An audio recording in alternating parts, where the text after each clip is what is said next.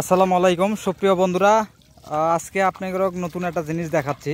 সেটা হচ্ছে যে যারা গ্রাম অঞ্চলে থাকেন না, মানে শহরে থাকেন, এরা কিন্তু অনেক সময় মাছ মারা দেখে আশ্চর্য হন। বা এই যে সামনে যে মাছ মারার হাতিয়ারটা দেখতেছেন, এই জিনিসটা অনেকে হয়তো বা জানেন না যে এর ভিতরে কিভাবে মাছ পড়ে।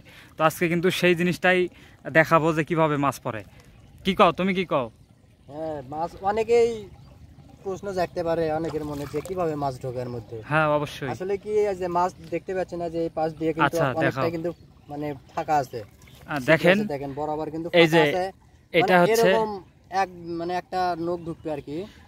এই যে দেখেন, আমি যদি একটু দেখাই, এই যে এর ভিতরে কিন্তু একটু বড় ফাঁকা, এই যে এটা এই ফাঁকাগুলো হচ্ছে ছোট, আর এই ফাঁকাটা কিন্তু বড়। এখানে একটা কাঠি নাই, এই জন্য কিন্তু এই দিক দিয়ে মাছ ঢোকার পরে হয় কি যে এই পাশে আমি আর একটু দেখাই, এই যে এই পাশে কিন্তু দেখেন ওই যে ওই পাশের যে মাঝখানে আছে, মানে এই পাশে দুইটা ছিদ্রের মাঝখানে ওই পাশেরটা আছে, ওই পাশ থেকে মাছ ঢোকার পরে এই পাশ দিয়ে কিন্তু আর বের হতে পারে না, যার ফলে মাছ কিন্তু ওই জায়গায় আটকে থাকে।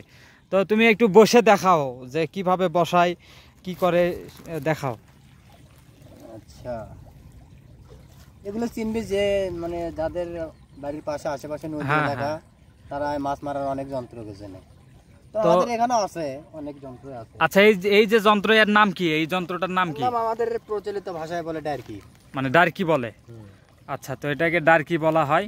তো দেখেন কিভাবে, আচ্ছা এইভাবে পানির ভিতরে রেখে দিছে না, রেখে দিয়ে যে ভেতরে মানে নিচে যেন কোনো ফাঁকা না থাকে, ডারকির নিচে যেন ফাঁকা না থাকে, তাহলে কিন্তু পানিও যাবে, তার সাথে কিন্তু সব মাছ নিচ দিয়ে চলে যাবে। ও আচ্ছা, এই জন্য নিচে এরকম করে দেখতে হয়, মানে যদি ফাঁক ফুক যাতে না থাকে, যাতে কোনো ফাঁকা না থাকে। তো দেখতে পাচ্ছেন নতুন একটি মাছ মারার হাতিয়ার ডারকি। এটা কিন্তু কিভাবে বসানো হয় সেই জিনিসটাই দেখানো হচ্ছে। আচ্ছা, এই যে দুই পাশে দেখতেছি লাঠি, এই লাঠিগুলো আসলে কি করা হয়? লাঠিগুলো আপনার এগুলো হচ্ছে সাপোর্ট, মানে লাঠি দিয়ে। আচ্ছা, আমি এখানে দেখাচ্ছি। আচ্ছা আচ্ছা, হ্যাঁ হ্যাঁ, এরকম চলে আসবে, মানে ছাড়ে দিলে এদিকে চলে আসতেছে পানির স্রোতে। আচ্ছা, এরকম চলে আসে, এই জিনিসগুলো যাতে না আসে সাপোর্ট দিয়ে একটু বেঁধে রাখতে হয়। ও আচ্ছা, বুঝলাম।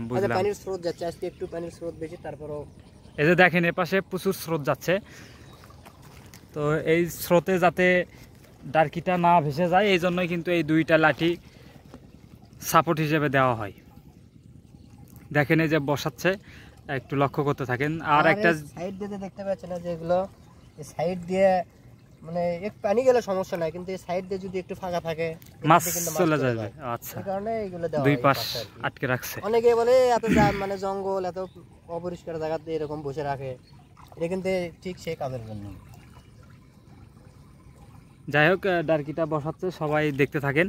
আর এখানে আমরা আসলে মাছ মারতেই আসছিলাম, সকালবেলা ডারকিটা বসানো হয়েছে। তো আমরা একটা ঝাড়া দিলাম, দেওয়ার পরে কিন্তু এই যে এতগুলা মাছ পাওয়া গেছে। দেখেন এই যে পাতিলে যে মাছগুলো দেখাচ্ছি, এই মাছগুলা কিন্তু একটা ঝাড়াতে আমরা পাইছি। তো মোটামুটি ডারকি বসানো হয়েই গেছে, এখন শুধু লাঠির সাপোর্টটা দিবে। আর এটা অবশ্যই ভালোভাবে বসাতে হয় যাতে করে নিচে ফাঁক না থাকে। এই যে দেখেন,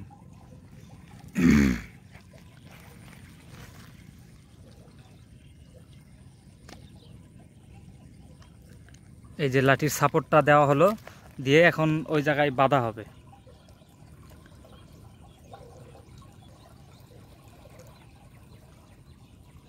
রাতের বেলা প্রচুর মাছ হয়। রাতের বেলা মাছ হয়, দিনে একটু কম পড়ে নাকি? রাতের বেলা কিন্তু ইজা মাছ বেশি পড়ে, মানে চিংড়ি মাছ একটু বেশি পড়ে। আচ্ছা, এখানে যে ডারকিটা দেখতেছেন, দেখেন এই যে পাশে আর একটা ডারকি কিন্তু বসায় রাখছে, এখানেও কিন্তু মাছ পড়ে।